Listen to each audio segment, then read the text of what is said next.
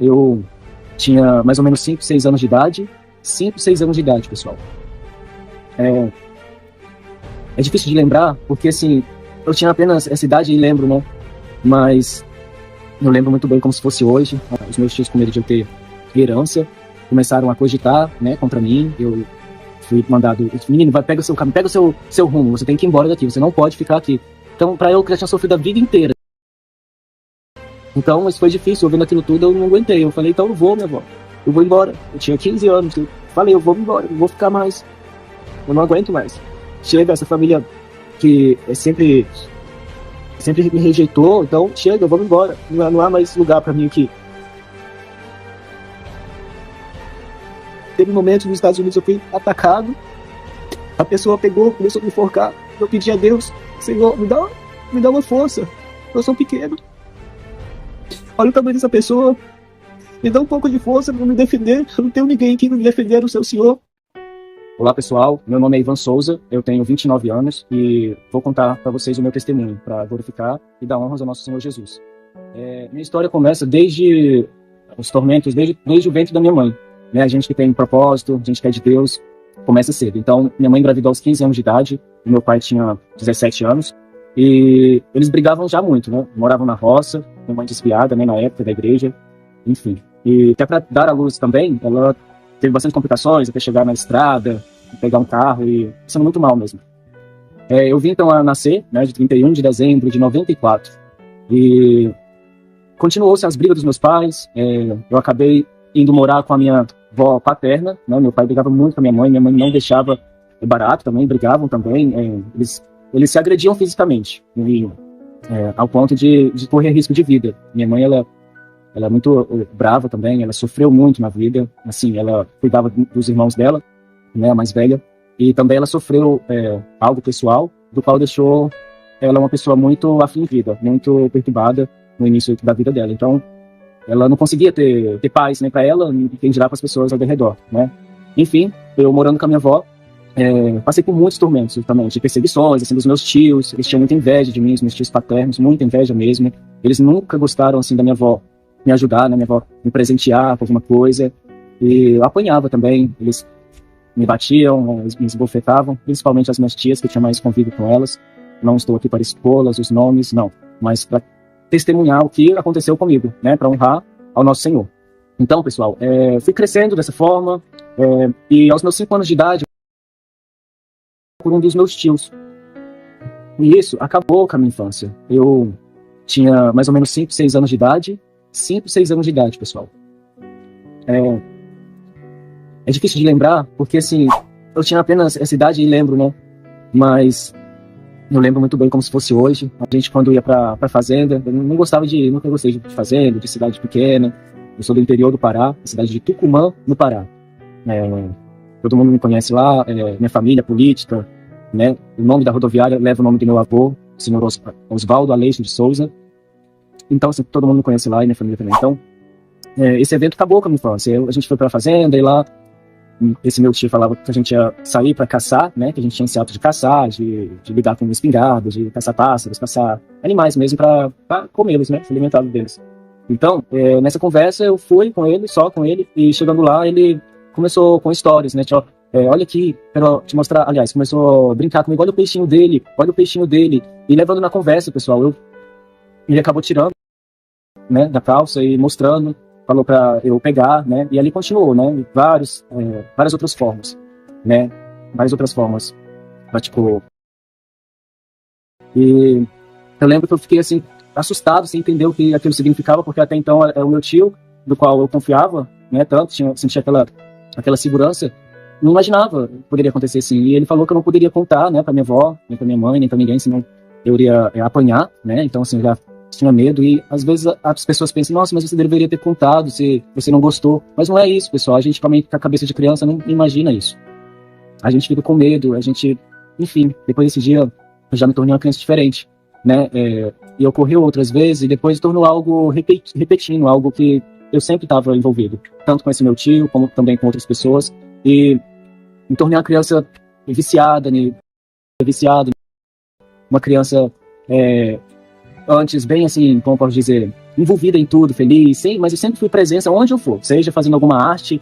Eu lembro que eu tinha as festas juninas, colocaram uma roupa de anjinho junto com várias outras crianças, a gente ia fazer uma apresentação para Deus, e nesse dia também, subindo lá nas porteiras, nas cercas, tinham várias velas, né, dos devotos, dos santos, né, na época também, minha avó era da igreja católica, parte de pai toda católica, parte de mãe é assembleianos, mas eu morava com minha avó paterna, então eles cultivavam sempre os santos, e nesse santo de São João, nessas festas de São João, junina, depois de ter acabado a festa, eu fui subir, curioso, saí do meio das pessoas e fui subir na cerca, vendo aquele tanto de luzes, de velhinhas, e quando pensa que não, pessoal, pegou fogo na asa, né, da roupinha, e quase aconteceu um acidente grande, então, tipo, e saí correndo no meio das pessoas, foi o maior, eu levei até uma bronca, né, quase apanhei, porque tudo eu apanhava, né, tudo era motivo de eu apanhar, essa foi a forma de educação que eu tive para me educarem, foi pelo meio de apanhar, de levar surra mesmo.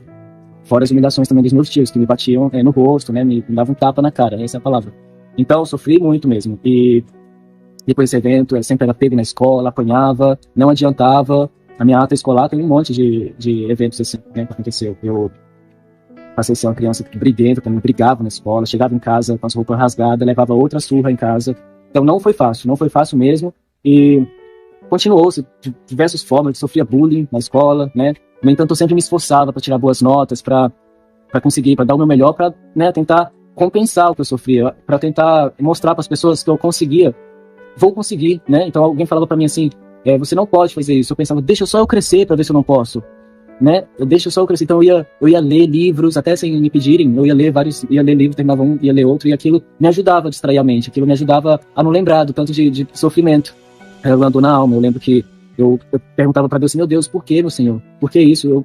Me mata, meu Deus, me mata. Eu pedia para Deus, para Ele me matar, porque eu não entendia aquela dor na alma, né? Doía mesmo, eu lembro que eu mordia para não sentir a dor, e me escondia no meio, debaixo da cama, me escondia, às vezes me enrolava num colchão para ficar lá, bem lá no meio, bem escondidinho, as pessoas me chamavam, e eu ficava caladinho ali, chorando.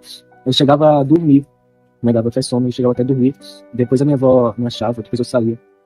Mas foi bem difícil, eu sofria de bullying, andava também com as más companhias, me relacionava com os meninos da escola, com minhas primas, várias foram as minhas primas que, quando criança, a gente teve atos. Peço até perdão a elas, as outras crianças que hoje são adultas, pelos esses eventos acontecidos. E essa foi a primeira mordida, assim, que eu digo, na minha alma. Primeiro toque, assim, na minha alma, que machucou e acabou com a minha infância. Acabou mesmo. E fico um pouco emocionado, pessoal, mas vamos continuar. Eu tive de enfrentar os meus medos, todos eles, essas afrontas sempre me fizeram eu, então, me impulsionar a querer mais coisas de que eu poderia mostrar por um status de que eu poderia conseguir, né? Então, através dos estudos, eu conseguia bolsas escolares. Eu estudei na escola adventista, consegui bolsas escolares, estudei 10 anos na escola adventista, consegui bolsas escolares também na escola Pitágoras, né, da escola da Vale, só para filhos de funcionários, mas sobrava algumas vagas, né, para pessoas da prefeitura, e me colocaram lá, eu sempre corri atrás e sobrou alguma vaga para eu tentar conseguir a bolsa. E eu estudava muito e conseguia, graças a Deus. Na verdade, o que eu pedia para Jesus na minha vida inteira, eu sempre pedi em nome de Jesus, papai, amém. E eu conseguia. Então minha avó materna, minha avó da Assembleia, eles são pastores da Assembleia, meu avô e minha avó diaconisa. Então eles me ensinavam a orar, eles me chamavam para cantar lá na frente do púlpito, né? Eles dão um nome, dá oportunidade. Vamos dar oportunidade para ele cantar, os meus outros primos, meus outros netos. Então ele sempre ensinou sobre Jesus, sempre ensinou, a gente cantava a harpa de manhã, até antes de se alimentar, a gente se juntava assim, umas 10 pessoas da família, eles, filhos, os netos, quem estava ali na roça, a gente cantava. Então são coisas que eu nunca vou esquecer, né? Ensinarás as crianças o caminho certo e elas tornarão a voltar ao caminho certo, mesmo que se afastar, né? Desviar.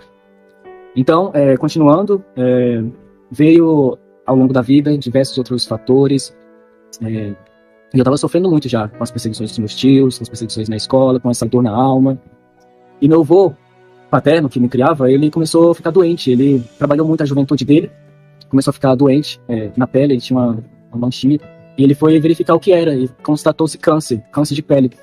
E, pessoal, ele começou a sofrer muito, tanto ele como a família inteira, porque o senhor Oswaldo, né, que eu falei anteriormente, Oswaldo Aleixo, ele sempre foi uma pessoa de ajudar as outras, entendeu, na cidade. No cargo dele de política, ele também foi uma pessoa própria, pioneiro na cidade também, Minha cidade tem só, acho que uns 37 anos, no dia de hoje, 2023, tem uns 37 a 40 anos. Meu avô era pioneiro lá. Ele estava sofrendo muito, então assim, a gente via as pessoas visitando em casa, a gente via a família, que não se via tanto tempo, vindo visitar, e aquilo dava um sentimento de perdê-lo, né? Assustava. E minha avó sofria muito também. Minha avó, ela nunca teve estudos, ela sempre teve um coração grande, então o que ela tinha era o emocional dela. Meu avô agia mais pela razão, ele não demonstrava muito seus sentimentos. Agora, minha avó sempre demonstrou, sempre lutou por mim, sempre me defendeu, né? Minha avózinha hoje, ela não é viva mais, mas ela sempre me defendeu, ela morreu com Jesus, tá? Não adianta, ela morreu salva, se converteu ao evangelho, e um ano depois ela morreu salva, feliz. Enfim, voltando a essa história, não era ninguém ainda convertido. Era uma vida de bater carteira na igreja, né? Na época na igreja católica, no dia de domingo, e chegava em casa, mais brigas, meus pais também muito perturbados, principalmente meu pai, que eu convivia mais, então ele bebia muito, muito mesmo, ficava bêbado. O meu outro tio também, o irmão dele, também ficava bêbado, e dava muito problema com os meus avós. E eles, às vezes, minha avó sempre ia atrás deles no bar, com um cinto, pra bater neles lá no bar mesmo. E a gente ia e ela batia neles e voltava com eles pra casa. E eles rindo dela, entendeu? Eles zoavam ela, ria. Já meu avô, não. Se meu avô fosse, qualquer vez, só falar assim: meus filhos, vocês estão fazendo isso, que desgosto, hein? Aí ele já chorava, eles, pai, nos perdoa, pega aqui o cinto, bate na gente, perdão. Chorava mesmo, a embriaguez passava assim, rapidão. Então, essa era a diferença deles, mas ambos com muito amor, muito mesmo, porque uns criaram muito bem. Eu também apanhava da minha avó, do meu avô, acho que quase não apanhei, não apanhei, eu não lembro. Mas a minha avó eu apanhei bastante também, mas quando eu merecia. Várias vezes não tinha feito nada, mas a maioria das vezes eu tinha merecido. E esse foi o jeito que ela foi criada também, né? Ela disse que era criada na roça, com chicotadas de que dá nos bois, né? Ela ia guiar os bois, se os bois tornassem pro lado direito, irmão, ela ia lado errado, então ela já levava uma chicotada e, enfim, ela disse que era criada como homem, entendeu? Eu preferia ter nascido homem. Naquela época, ela sofreu muito. Então, ela agiu ainda bastante, assim, do jeito que ela foi criada comigo, né? E ele veio ficar doente, cada vez mais doente, a gente cuidando dele, a gente teve de viajar com ele, a gente ia muito pra Goiânia pra fazer tratamento. E aquilo era cada vez pior, porque a gente passava a noite cuidando dele, ele fazendo radioterapia, aquilo congelou, um lado dele ficou paralítico de um lado, sofrendo, chorava. Então a doença, assim, ela acabou com ele e na família também. E ele veio a morrer um ano depois, mais ou menos no ano de 2011 ele veio a falecer. E isso foi um outro balde de água fria na nossa família, porque ele era a base da casa, colocava ordem, né? Mantimento também, vinha praticamente dele. E tornou-se, então, uma briga muito grande na família. Os meus tios, com medo de eu ter herança, começaram a cogitar, né, contra mim. Eu fui mandado: menino, pega o seu caminho, pega o seu rumo, você tem que ir embora daqui, você não pode ficar aqui. Então, para eu, que já tinha sofrido a vida inteira, já tinha se tornado um escravo pelos meus atos, depois na escola, com os coleguinhas, com os primos. Era um tormento, pessoal, era um tormento, eu não aguentava mais. E então, eles falando: tem que pegar o seu rumo, a minha avó passando mal o tempo todo. Ela não podia ver alguém doente, que ela dava uns ataques tipo epiléticos, ainda mais ver alguém morto, ainda mais o marido dela, o meu avô. Então, mas foi difícil, ouvindo aquilo tudo, eu não aguentei. Eu falei: então eu vou, minha avó, eu vou embora. Eu tinha 15 anos, eu falei: eu vou embora, não vou ficar mais. Eu não aguento mais.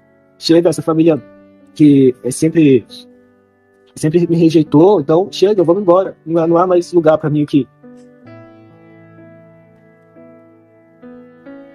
Desculpa, pessoal. E eu fui pra Goiânia, a minha avó continuou me ajudando. Minha avó continuou a me ajudar, escondido dos meus tios, né? Estavam com medo de eu ter herança. Eu tinha direito, eu morei a vida inteira com os meus avós, cuidei deles. Eu era considerado o braço direito dos meus avós. Cuidei da minha avó também, que tinha diabetes, ela teve de amputar o dedinho dela, não sarou. E teve de cortar um pouco mais pra cima, não sarou, e cortar de novo. Eu tratei aquela ferida dela 6 meses. Eu orava pra Deus fechar.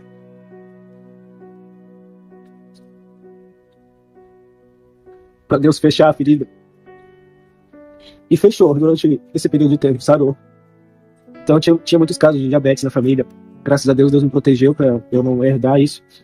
Mas a irmã da minha avó também cortou o dedinho, feriu, né? Machucou e não sarou, teve de cortar o dedo, não sarou, cortou o pé, não sarou, cortou a canela, não sarou, cortou a perna. E depois ela machucou a outra perna e cortou tudo. Eu lembro que eu saí com ela foi antes da minha avó ainda, carregando ela na cadeira de roda. Eu até brincava, ia correndo assim, acelerando na cadeirinha de roda, brincando com ela, né? Correndo mesmo, e ela achava bom. E ela ficou surda, a diabetes deixou ela surda, deixou ela cega, deixou ela sem as pernas. E ela seguia muito as imagens, né, devota de Maria, de outras santas, imagens, e eu nunca concordei, porque na Bíblia fala: não adorarás outras imagens, outros santos, outros deuses, somente Deus, Jesus e o Espírito Santo. Então, da maneira que elas pregavam a respeito de Jesus ali na cruz, né, despedaçado na cruz, carregando a cruz assim, ou colocando assim, elas ficaram pior do que ele, né, sem pernas, surda, muda, cega, morreu assim. Era uma pessoa boa, muito boa. Mas eu não sei se ela teve a salvação dela, não sei se ela é uma pessoa muito boa, todos amavam ela, mas ela, até que eu saiba, não tinha aceitado Jesus ainda. Morreu. Depois a minha avó começou nos mesmos jeitos, só que, como eu disse, sarou o pezinho dela, eu orava muito pra Deus. Enfim, esse evento fez com que, então, diante de tanto sofrimento de ver a minha avó sofrer, eu decidi de ir embora e fui pra Goiânia, e lá eu tinha apenas 15 anos, e eu cheguei em Goiânia, comecei então me rebelei em Goiânia. Eu comecei a sair com as pessoas, com os amigos de lá, e mesmo menor de idade eu comecei para os bares, consegui uma identidade. Um amigo meu da época trabalhava no fórum e conseguiu um daquele negocinho que dá identidade autentica do documento. Então fizeram uma identidade lá e colou aquele adesivo lá e colocou a idade diferente. Então eu comecei a ir nos clubes em Goiânia, em diversos clubes, e essa foi a porta para começar. Então as pessoas ofereciam para pagar, né, a balada para mim, ofereciam bebidas, ofereciam até dinheiro em troca de ficar comigo, e esse foi o começo do mundo. Porque a Bíblia diz, um abismo puxa o outro, então já puxou esse outro da prostituição. Eu comecei a me prostituir com essa idade, primeiramente com pessoas individuais, uma aqui, uma dali, e depois um amigo da época chamou, deixa eu ver aqui, pessoal, um amigo me chamou para ir trabalhar na rua. Então lá em Goiânia, na rua 2, com a Goiás, pessoal, uma rua de prostituição. Eu fui, menor de idade, fiquei lá exposto, passava as pessoas de carro, e eu só lembro, eu fui ensinado o jeito que eu deveria falar, o jeito que eu deveria perguntar, o que a pessoa queria, o que a pessoa gostava, e eu lembro que eu só entrava no carro e ia, né, pra um bairro de motéis lá em Goiânia. Também tem esse bairro, né, todos de motel, só motel. E fiquei nesse período com vários homens, com mulheres. Eu lembro que eu atendia, né, a gente fala assim, atender até uns 3 clientes por dia, 2, 3 clientes por dia, e fui me envolvendo no mundo. Em seguida, logo eu anunciei no bate-papo da UOL, era uma sala mesmo na internet, eu anunciava lá, e aí um abismo puxou outro, conheci uma pessoa lá de Goiânia, conheci também um ator, e falou, Ivan, você tá perdendo dinheiro, você precisa fazer isso, olha aqui um contato para você fazer suas fotos. Eu fui fazer as fotos, né, eu lembro, eu fui lá para esse Parque Mutirama, lembro até hoje, fiquei nu lá, tirei essas fotos, e de acordo com esse amigo da época lá foi me aconselhando, eu fui fazendo. Então eu já fiz as fotos rápido, e logo fui para Brasília. E lá em Brasília, eu lembro que eu cheguei na rodoviária, veio uma pessoa me buscar, era uma travesti, a dona do site lá de Brasília.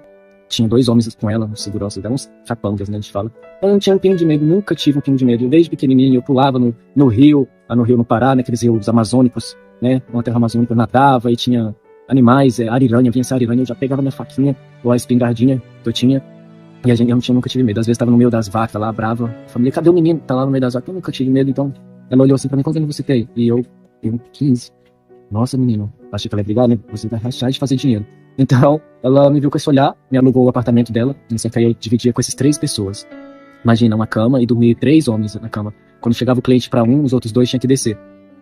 E assim foi, pessoal. Fiquei um tempo em Brasília, atendi vários políticos homens mesmo, com família, com filhos em casa e tudo, mas estavam ali, ó, pra ter uma criança, né, pra terem... E um dos amigos meu, que falava que era amigos, ele me revelou pra todo mundo. Ele falava assim, olha aqui o meu link. Então quando a pessoa ia pra abrir o link, ela dava direto comigo lá, todo exposto, e a minha família inteira lá no Pará ficou sabendo, lá na minha escola também. Eu virei assim uma vergonha, tudo quanto é lugar na escola. Eu lembro, as pessoas abriam o notebook, assim, celular, pra mostrar, assim, as fotos. Tinha professora que deixava mesmo, sabe? Eu lembro até hoje, uma professora lá de química, desse colégio Pitágoras. Não vou falar o nome, mas é uma das que ficou marcada, né? As pessoas que mais atacou a gente aqui, que mais ficou marcada, e as que mais peço a Deus pra tocar na alma. Se vocês estão assistindo esse vídeo, eu peço que Deus toque na alma de vocês. Eu já perdoei vocês. Perdoei todos vocês, saibam disso. Que Deus toque na alma de vocês, libertem vocês também, assim como Ele me libertou. E vocês possam se arrepender, vocês possam ter um testemunho de vida. Jesus, Ele não permite isso tudo acontecer pra você ficar sem ter o que falar. Não, Ele permitiu isso tudo, esteve sempre comigo, pra hoje eu ter um testemunho. Hoje eu posso dizer, forte sou, devido a tudo que eu passei. Mas não foi um mar de rosas nessa época. Como vocês podem ver, faz sofrimento atrás de sofrimento. E morando em Goiânia, eu achei que eu tinha então paz, felicidade, a libertinagem que eu tive,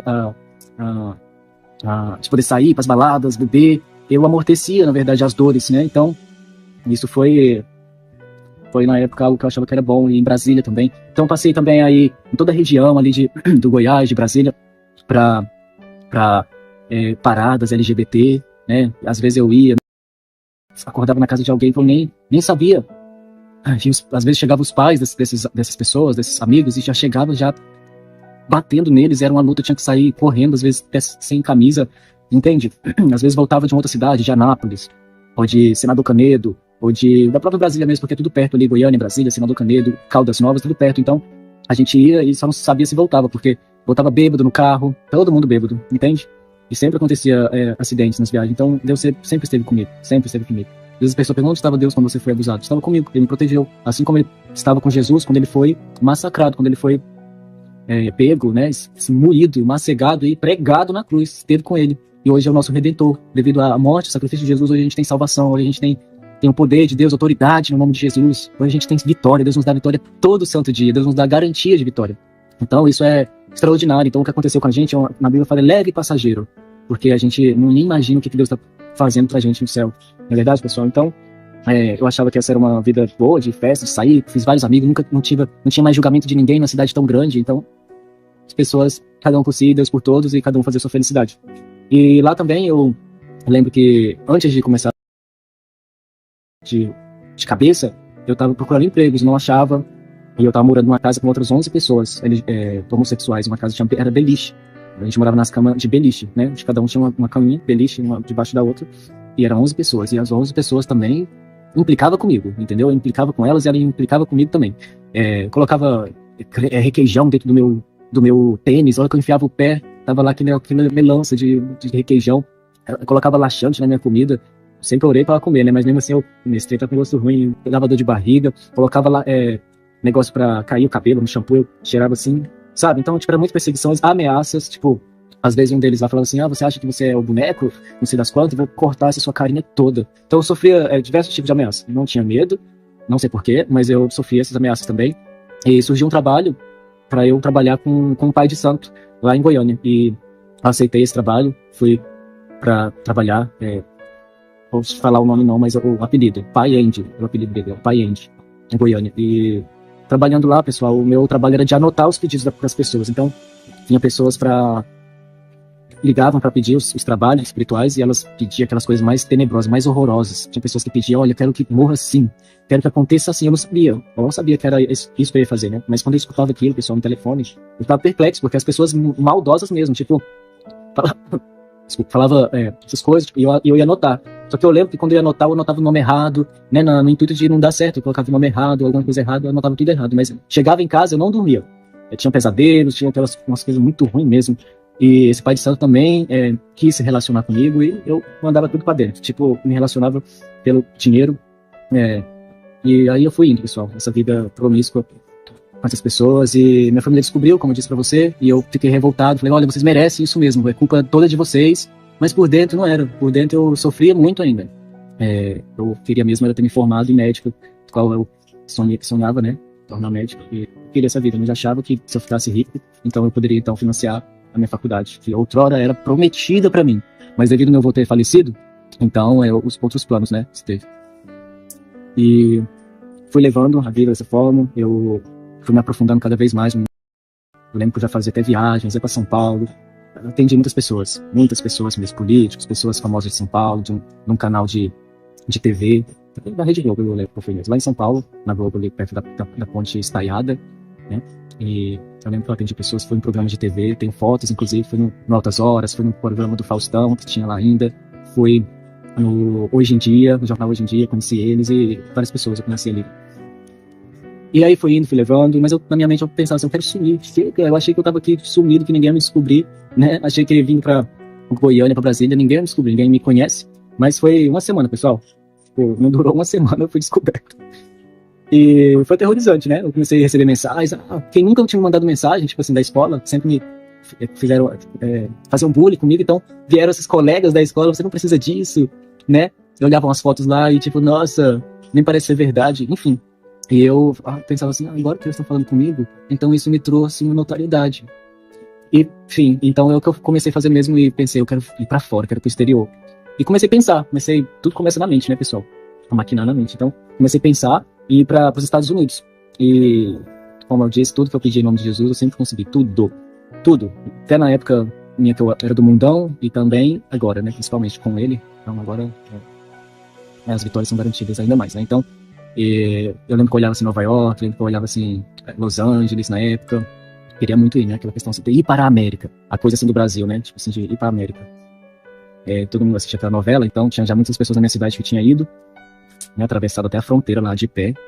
Aí eu olhei outros lugares, eu olhei assim Paris. E por fim eu comecei a olhar a Inglaterra, Londres. Tinha assistido um filme na época, um filme lá do Harry Potter, e isso me influenciou bastante, apesar de ter lido bastante livros, eu tinha na minha mente viajado em vários lugares. Então por isso que ler é muito bom, né? Ler coisas que edificam, né? Então, no meu caso eu lia muito sobre não sobre viagens, mas de histórias. Então essas histórias me davam muito a imaginação, né? Então eu decidi ir para Londres. Eu tive de esperar aos 18 anos ainda, mas eu fui juntando dinheiro, né? E pedindo a Deus, Deus, me ajuda aí. Quando chegar lá, fiz várias promessas. Quando chegar lá, eu não vou mais procurar um trabalho sério, eu vou procurar um trabalho novo, digno.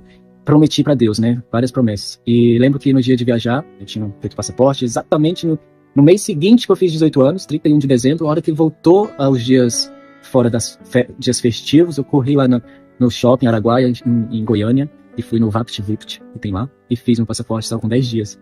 Comprei as libras, né? Ainda consegui comprar 1.000 libras na época. A libra valia acho, uns 3,20, 3,50. Hoje vale 7, mas a gente valia isso, eu consegui comprar 1.000 libras. Fiz minha malinha e não avisei pra ninguém, só pra Deus mesmo, e fui. Uma coragem que eu sempre tive, e fui pra Londres. Falei, eu vou ir, vou passar e vou entrar. E chegando lá, eu lembro que eu estava indo assim até meio rápido para alcançar a fila logo, né, da imigração. E tinha uma família lá, e eu falei, não, melhor esperar para eu ver como que é, né? E vi como que era, e chegou minha vez, eu não falava inglês. E aí o oficial perguntava para mim as coisas, eu falava, yes, yes. Ele perguntava, yes, yes, yes. Falava yes pra tudo. Aí teve uma hora que ele falou lá assim, yes. Eu, não, sorry, não, sorry. Aí ele riu assim e falou, pass. Carimbou meu passaporte e falou para eu passar, né? Então, aí já começou, já entrei em Londres, e tinha lá escrito no passaporte, proibido trabalhar. Aí eu, pai, logo eu que, quando fala que é proibido, né, quando fala que é proibido, sempre falou que é proibido, aí é que eu ia querer ter, ainda mais pra trabalhar, né, eu trabalho desde os meus 7 aninhos de idade, o meu primeiro emprego foi de cobrador, eu tinha ali uma bicicletinha pra sair fazendo cobrança na minha cidade, e as pessoas se escondiam debaixo da cama, falavam que não tava, e eu, tá lá debaixo da cama, vem cobrar. E não ia até me pagar, e se não pagasse, eu chegava, eu falava, vou contar pro meu patrão, e contava o jeitinho que eu via lá. Até receber, então eles não gostavam mesmo, então eu sempre fui persistente e assim eu fui indo, pessoal.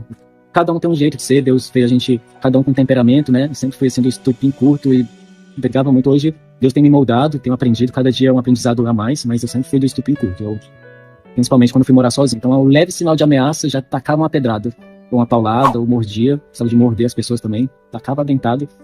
E aí também apanhava às vezes, mas não deixava, não ia de graça, eu levava desaforo de graça pra casa não. Acho que eu puxei um pouco minha mãe. Acho não, tenho certeza. Minha mãe também sempre foi do estupim mais braba, né? Mais braba. Meu pai era mais manso. E aí peguei, fui pra Londres, cheguei lá, procurei trabalho, de início até procurei, tipo, cumpri para minhas promessas. E todo lugar que eu ia falava assim, não pode ir, não pode trabalhar, você é ilegal, você é imigrante, não pode. Eu, então, se é o que vocês querem, documento, né? Se não terminar de falar. Da mesma forma que eu fiz lá em Goiânia pra eu ir pra balada, né? Identidadezinha, então, em Londres. Não foi diferente. E eu fui para trabalhar. O local foi logo naquela estação lá do Harry Potter, vocês vêem no filme, onde tem vários bares, vários pubs. E eu encontrei um trabalho ali, de trabalhar num bar. O meu trabalho era de pegar os copos que chegavam dos garçons e colocar na máquina, fechar. A hora que tivesse lavado, eu tirava, secava, guardava. Fazia isso o dia inteiro, umas 8, 10 horas por dia. Só que, como eu disse, eu sempre fui do estupim curto. Então, às vezes, eu tava assim, desbruçado assim na máquina, esperando terminar a lavagem dos copos, e às vezes vinha uma pessoa e falava, olha, o Ivan tá assim, tipo, me desdenhando de mim, né? Então eu já pegava assim um copo, o que você falou? O que você falou? Fala de novo. E aí eu já fui chamado na diretoria lá no trabalho, tive avisos, e não adiantou. Eu perdi o emprego, e então eu falei, não tem jeito pra mim mesmo, meu Deus, não tem, não tem jeito, né? Então, fazer o quê? E aí fui. Achei um lugar lá, uma casa de prostituição, coisa que não dificilmente tem. Hoje em dia deve ter vários, mas de mulher, assim, é o normal, né? Tem a casa, tem as mulheres, e aí chega os clientes e vai escolhendo, e vai pros quartos. Mas aí tinha essa de homens lá em Londres, né? O nome lá é Villa Diane, eles falam que é casa de massagem, mas quando entram nos quartos, não é massagem que tem. Algumas vezes é massagem, mas a maioria das vezes não é mesmo. E eles estão lá tantos 20, quase 30 anos assim, e algo proibido no país, mesmo assim eles prevalecem lá dessa forma, né? Então, pessoal, lá foi onde eu tive essa oportunidade para mais ainda. E ali foi assim o começo do fim do poço, porque eu lembro que eu fazia 6 clientes, 7 clientes por dia. E todas as vezes a maioria eu tinha de... Então, assim, eu saía sugado do lugar, sugado sem forças, mas com um bolão de dinheiro na mão. Era o que me amortecia mais, porque eu tinha uma promessa de que eu só voltaria pro Brasil na hora que eu tivesse milionário. Essa era a palavra que eu falava, que ela vai ter poder. Eu falava, e enquanto eu não juntasse, eu não voltaria. Fiquei um pouco tempo lá, juntei o valor. Metade desses valores que eu fazia lá era pro dono, pro proprietário. Então, era caro, pessoal, era caro. Metade do que eu ganhava ficava pro dono. Aqueles 6, 7 clientes todos os dias. Eu me lidava com outros... Eram em torno de 10, 15. Chegava o cliente, a gente se espinhava lá assim, tirava a camisa. E aí o cliente falou, eu quero aquele ali, eu quero aquele lá. E a gente só ia lá pro quarto, onde já estavam eles. Então, aí a gente saía, assim, de lá, e os amigos falavam, vamos lá pro centro, né, pro Sorro. É uma área central lá de Londres, vamos lá beber. Então a gente ia beber ainda, ia pra sauna, ia se relacionar também, eu e os colegas, né, tipo... E, então, assim, era uma escravidão mesmo, uma escravidão que só Deus sabe. E disso foi levando a minha vida, fui cada vez mais sofrendo. Eu também comecei a relacionar com um dos garotos e a gente acabou querendo ir morar juntos e eu falava, olha, é pra casar? Eu sou um rapaz pra casar, se não for, vamos terminar e eu vou procurar alguém que queira casar comigo. Eu queria ter uma vida, eu pensava que eu ia ter uma vida, se eu casasse, tivesse filhos, fosse rico, né? Eu pensava, então, eu vou ter um status, vou ser feliz. Então eu procurei nisso, né, nas viagens também.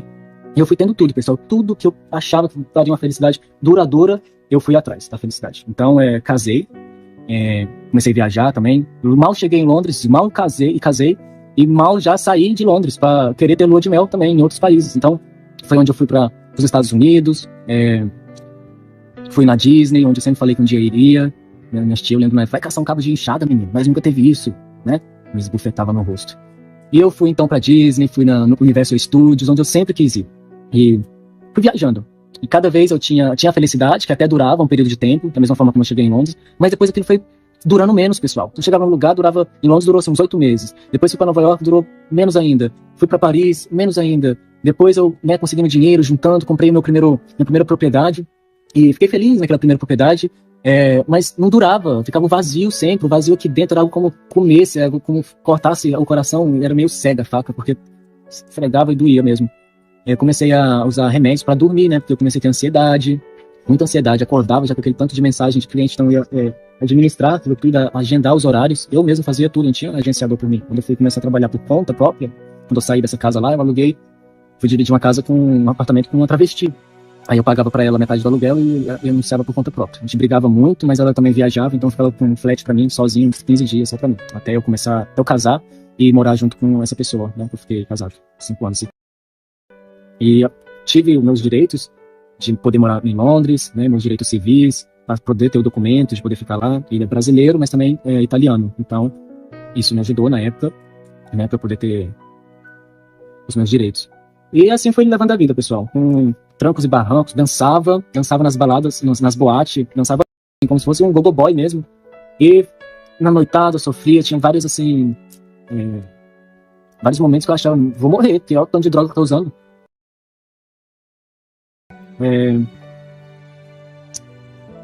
E comecei a envolver também não deu certo o relacionamento, durou um período de tempo, durou quase 5 anos.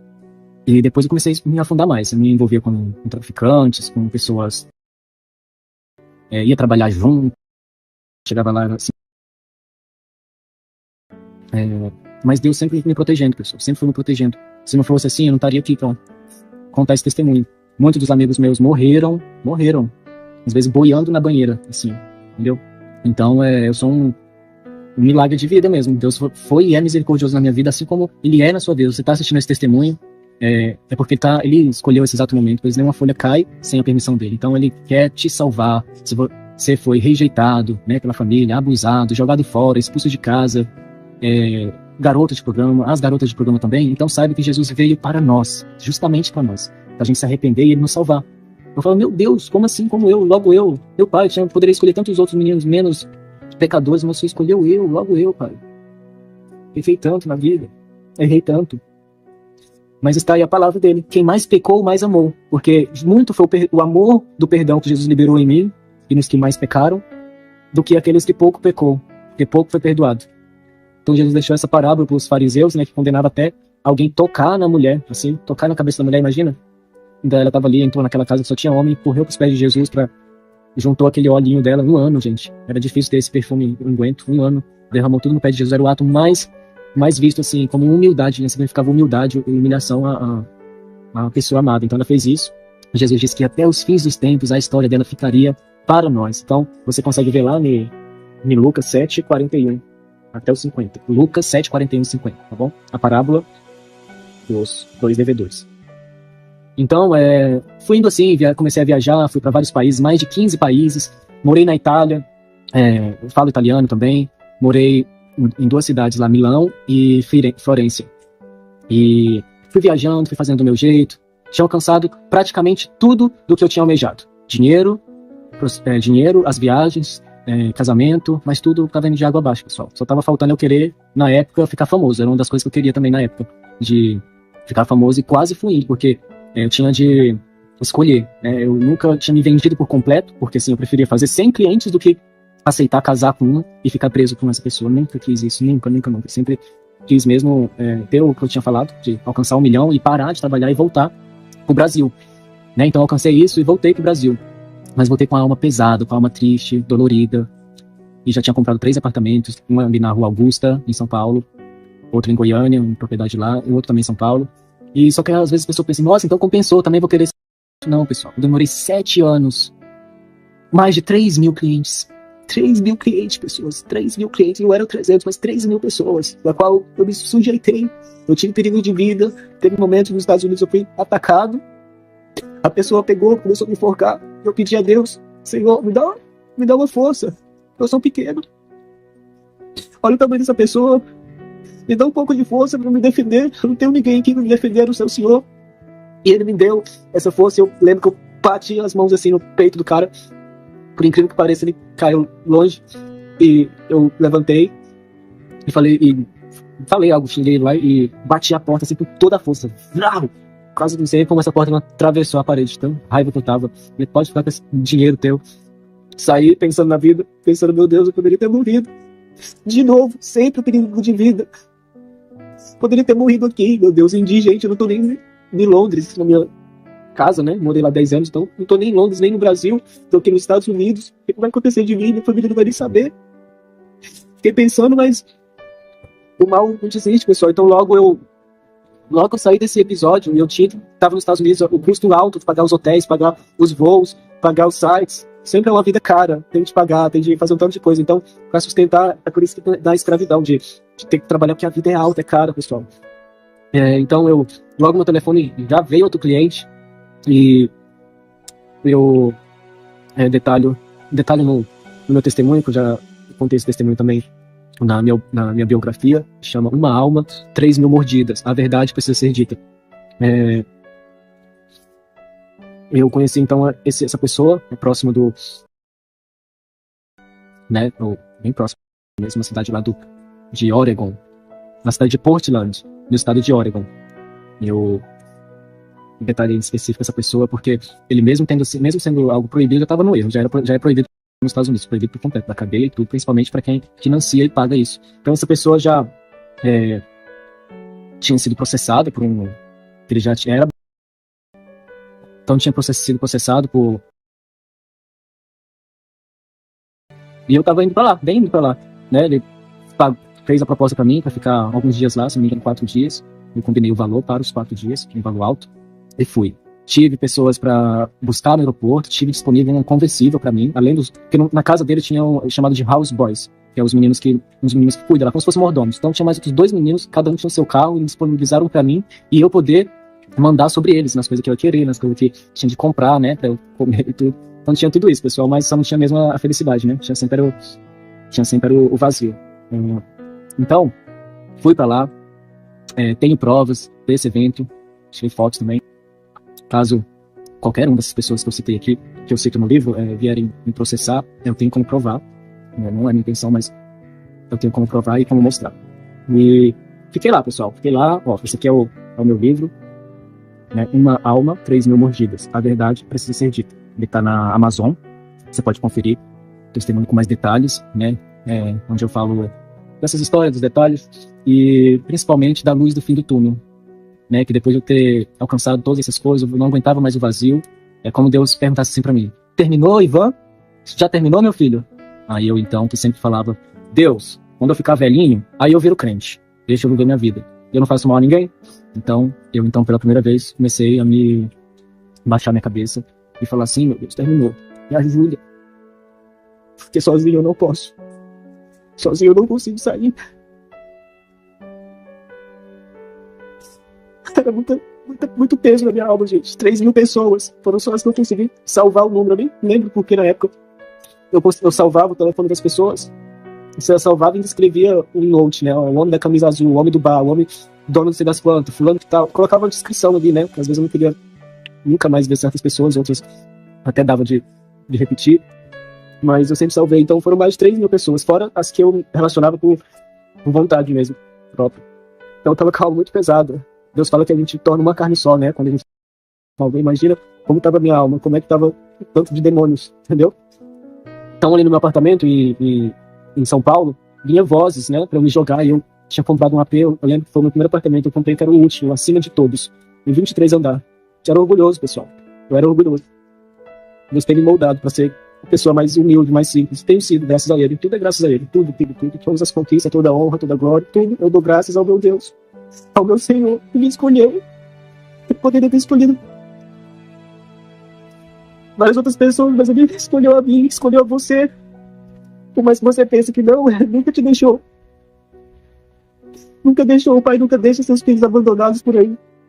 Em contrapartida, Ele acolhe, Ele ajuda. Em contrapartida, Ele tá lutando todo santo dia. Ele diz que todo dia tá lutando.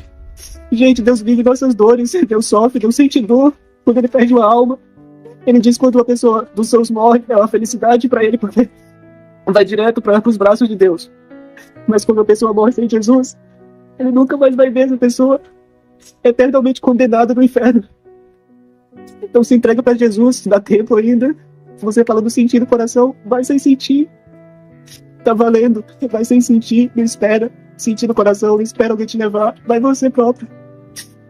Vai, Jesus está te esperando. Os meus perseguidores que tentaram contra a minha vida foram várias vezes. Quando eu voltei pro Brasil, eu pensei que eu ia ser feliz. Tava milionário já. Orgulhoso, mas vinha essas vozes, se joga. Eu não vou me jogar. Agora que eu vou viver. Agora que eu vou ser feliz. Eu achava que eu ia ser feliz. E meu irmão foi quem me evangelizou. Meu irmão caçula.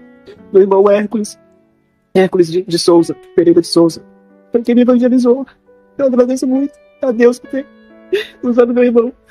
O mesmo irmão, o único irmão, filho de pai e mãe. Eu tenho vários irmãos, eu tenho mais de 10 irmãos. Eu amo todos mesmo. Mas esse foi o único de pai e mãe, e especial, porque ele me evangelizou. Eu amo todos, mas esse me evangelizou. Eu nunca vou esquecer que Jesus usou ele para fazer. Ele jejuava por mim, ficou magro, jejuando. Buscava sempre, eu falava: vai lá, ora por mim, ele me deixa aqui. Ele mudou de cidade lá do Goiás, que ele, ao contrário, sempre foi o contrário de mim. Eu nunca gostei de roça, ele sempre gostou. Nunca gostei de cavalo, essas coisas, ele sempre gostou. Sempre gostei de estar de extravagante, ele nunca gostou de viajar, essas coisas, nunca. Sempre foi um menino pacato, criado com a minha avó materna, assembleiana, e eu com a outra minha avó, católica. Ele sempre teve paz, eu não. Deus fez as coisas assim, a gente não entende, só depois. Eu pequenininho, eu tenho 1,70m, pessoal, 1,69m. Meu irmão tem quase 2 metros. Eu sou mais velho, eu quase vou fazer 30 anos. E ele vai fazer 5 anos mais, vai fazer 24 anos. Então, Deus fez esse contraste mesmo. Ele evangelizou. O Papai do Céu vai dar galardão pra ele. Obrigado, meu irmão. Deus te abençoe. E todas outras pessoas também, que quando eu resolvi, então, de um certo dia, ele sempre me convidou pra ir na igreja. E a igreja que a gente que eu sou também hoje, a igreja que eu sempre falava: eu nunca vou nessa igreja, nunca vou. Eu falava: essa igreja é uma seita, e esse bispo é o diabo. Eu falava, né? Não tô aqui para anunciar placas de igreja nem nada, mas eu comecei então a ser evangelizado para a Igreja Universal. E eu peço até perdão ao bispo de Macedo, né, pelo esses jeitos que eu falava. Mas eu sempre fui daqueles assim, deixa eu ir lá conferir, deixa eu ir lá ver se é isso mesmo, deixa eu lá ver, eu vou lá conferir se não pode gay na igreja, deixa eu lá ver se não pode mesmo. Quem é que vai me pedir de algo? Quem é que vai me pedir de fazer algo? Eu fui com essa intenção, com má intenção, inclusive, de quero contar um testemunho, pegar o microfone, e na hora que eu pegar o microfone eu xingar eles todos. Eu achava, enfim, pessoal, mas eu fui. E a hora que falou assim, ó, eu lembro que foi numa sexta-feira do descarrego, né, achei até engraçado o nome descarrego. Foi um dia que me chamou a atenção pra ir, porque segunda-feira do sucesso financeiro, não preciso. Terça-feira da cura divina, não preciso. A alma precisa ser curada, não preciso. Orgulhoso do jeito que eu era. Quarta-feira, busca do Espírito Santo. Achava que era o nome do incenso, da pombinha lá. Peço perdão a Deus, eu não sabia. Quinta-feira, terapia do amor, não preciso. Sexta-feira do descarrego, eu pensei, pronto, agora é a macumba na igreja. Agora é esse pessoal que fala que tem o diabo nos coros, eles falam que deve ser pago. Eu vou lá desmascará-los. E fui, a ela que chamou, vem aqui na frente, você que escuta vozes, você que tem inveja, você que sofre, não dorme, faz uso de remédios pra dormir, vem aqui na frente. Eu lembro que quando eu fui ver, eu já tava indo. E a hora que o pastor colocou, o pastor começou a orar, começou a sessão de libertação, o obreiro colocou a mão na minha cabeça. E eu me lembro, pessoal, quando ele colocou em nome de Jesus, todo mal saia, toda inveja, todo gordo, sai. Eu comecei a ter manifestamentos espirituais, fiquei com medo. Mas eu vi o mundo espiritual, eu comecei a ver, poxa, o diabo existe. Em vez de eu me ficar impressionado com o poder de Deus, fiquei impressionado, poxa, o diabo existe, enfim, Deus me perdoe. Mas então, a partir daí, e outra minha irmã também, que cortava os pulsos, a Gilete, ela manifestou também, foi bem feio, mas pra quem não sabe, e julga, fala que é a pessoa que não tem o que fazer, que é a pessoa que é mente fraca, que é a pessoa vagabunda, que não foi educada, pode até ser, mas atrás disso tem o mal. E eu vi com os meus próprios olhos o diabo manifestado, dizendo que ia levar ela, que ia matar ela. Então, pessoal, não foi fácil entregar para Jesus também, não foi um mar de rosas, mas a partir daí, então, foi quando começou os embates na minha vida, forte eles, pessoal, não foi fácil, não foi nem um pouco fácil, afrontas, calúnias das pessoas, fichinha, sempre, deu pessoas, eu comecei a trabalhar, Deus me formou, eu consegui tirar minha carteirinha de servidor federal público, né, de corretor de imóveis, foi algo que eu fiz. Desculpa, pessoal. Foi algo que eu fiz, um curso profissionalizante, mas não deixou de ser uma profissão, e é da qual eu exerço hoje, além de escritor também. Hoje eu escrevi sobre meu testemunho, e escrevo sobre o testemunho, sou um caçador de testemunhos fortes para escrever, e Deus tem honrado. As coisas que eu adquiri através da prostituição, eu perdi, eu me envolvi com criptomoedas, com Bitcoin, né, na época, e perdi muito, pessoal. Que eu não sacrifiquei para Deus, as pessoas falam, sacrificar, a fogueira santa, eu posso dizer com propriedade, eu sacrifiquei para Deus muitos dos meus bens, e Deus me honrou. Hoje eu tenho meu apartamento em Londres, tenho meus negócios no Rio de Janeiro, tenho coisas em São Paulo também, então assim, além de ser corretor de imóveis, escritor, então Deus, ele me honrou, tá? Então não tenha medo de fazer para Deus, porque ele vai dar para você 100 vezes mais, 10 vezes, 100 vezes mais, tá? Isso eu posso garantir a você que ainda não devolve o dízimo, é o mínimo que um cristão convertido faz. Porque Deus, ele não precisa de dinheiro, ele não come dinheiro, ele é espírito. Mas isso é uma forma da gente dar honras e glórias. Se alguém perguntar, para que fomos criados? Para dar honras e glórias. Nossa, mas Deus é assim, fez a gente, os homens, como se fossem soldadinhos para dar honras, e glórias. Foi isso que Davi perguntou e foi isso que Deus respondeu. E por que o Senhor ama tanta gente, Deus? E só peca contra o Senhor, Deus respondeu. Porque eu te fiz a minha imagem e semelhança. Só por isso.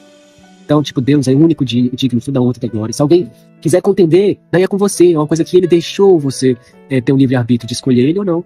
Porque se ele fizesse a gente obrigado a sem ter um livre-arbítrio, ele não iria se sentir honrado nem glorificado, nem muito menos amado. Imagina você colocar um cabresto, vai me amar assim. Não.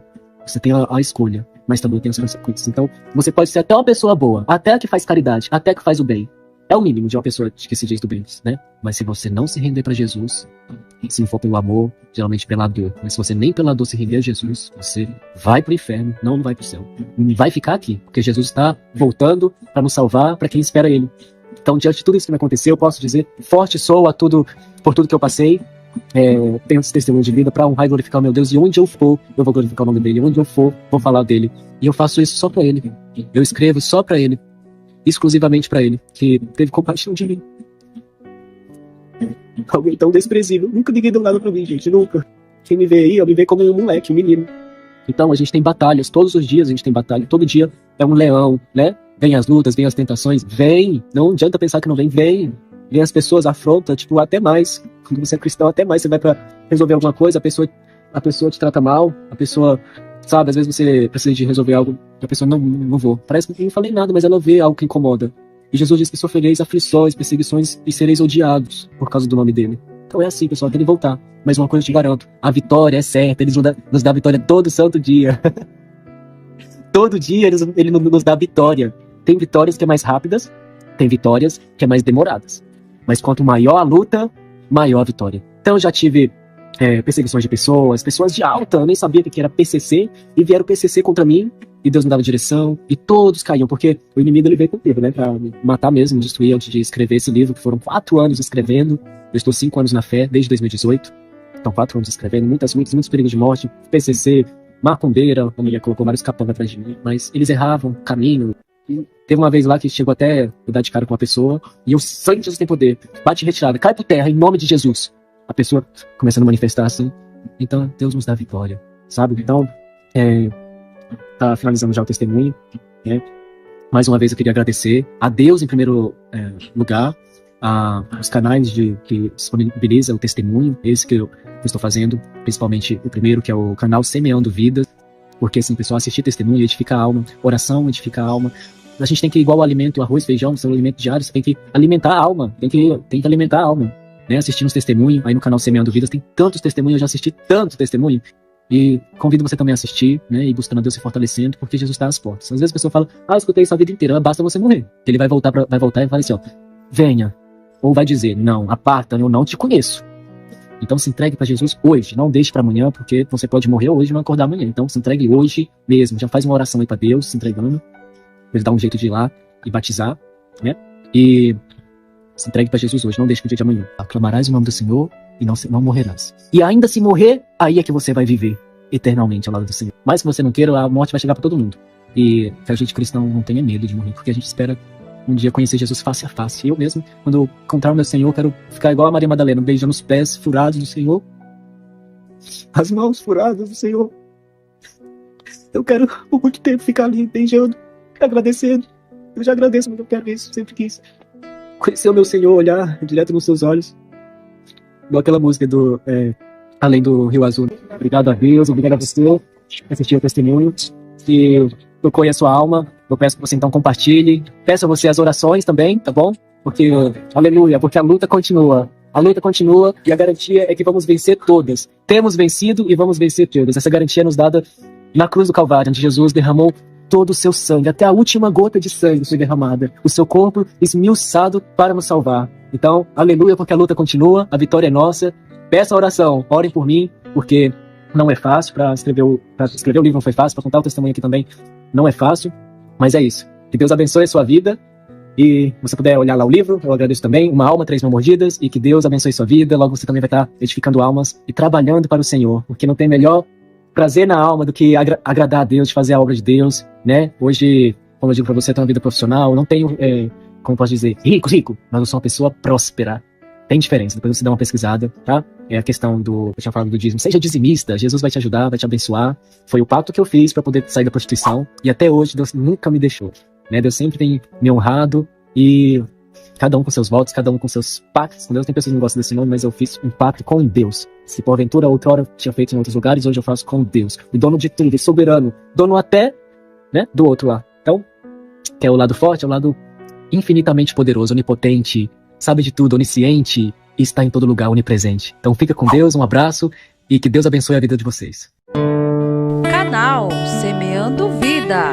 Deus dá o crescimento à semente que é plantada em terra boa. Deixa aqui o seu comentário, se inscreva no canal e ative as notificações para receber mais conteúdos que irão abençoar a sua vida. Até a próxima e fiquem com Deus.